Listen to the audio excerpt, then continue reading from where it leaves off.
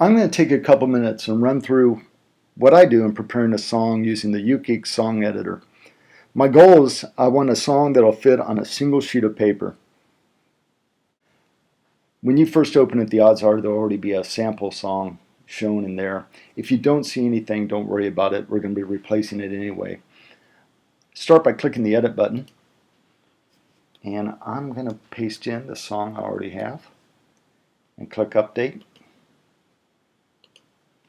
And what you end up with is all the metadata, like the song title and the artist, is shown up above.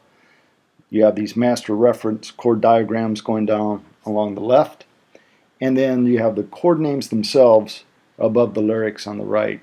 We can change that if we prefer to have the chord names shown in line with the lyrics. A lot of people like this. I'm not a big fan of it. Another option is to have the chord diagrams above the lyrics. Again, not my favorite. It's just way too busy for me. The only time I like to use this is when there's a lot of complicated chords I'm very unfamiliar with, in which case I do like having those little guides, the visual prompt to tell me what's going on. I pretty much always like having the big diagrams. I'm going to put the names back above. Some people like to have the chord diagrams up on top, those master reference diagrams up there, and some people don't like to have them at all if they're familiar with the chords. So you can choose those under the layout menu. I'm going to put them back on the left. What I want to accomplish though is to get all this to fit onto a single page. And right now if I were to print, I'm just going to do a preview. I'll take a moment to come up.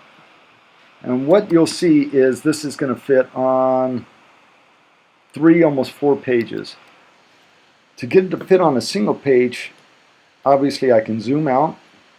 And here you'll see by default it starts at 100%, which is the 12-point font for the text. If I knock it down to 10 to 8, that'll work fine, even in printing. If I'm using it just on my iPad, which is the way I usually use it, I'll go even smaller than 8 point. I'm going to go down to like 70%. However, if I still try and print, and notice I've taken the header and footers, I've set them all blank because I don't need that information, it just takes up room. So let's take a look at this. And it is still just over 2 pages. What I'm going to do is I'm going to edit the song, and I'm going to go down midway through it, which is about at where this bridge is, I believe. And I'm going to put a column break. Again, I'll go over what these tags are in another quickie tutorial. They're also listed on the Uke Geeks website. Now when I update it, you'll see we have 2 columns. It definitely takes up a lot less space vertically. I don't like how close these 2 columns, the lyrics, are almost touching. So I'm going to zoom it a little bit smaller. I'm still around the 8-point font, which should be fine. And now if I hit print,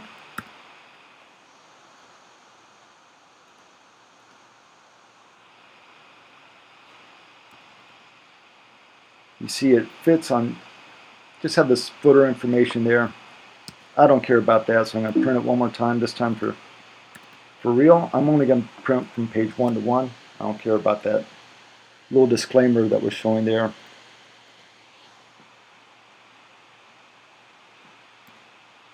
And it all fits on 1 page. It's tight, but it fits on 1 page, and that'll work just fine for my iPad.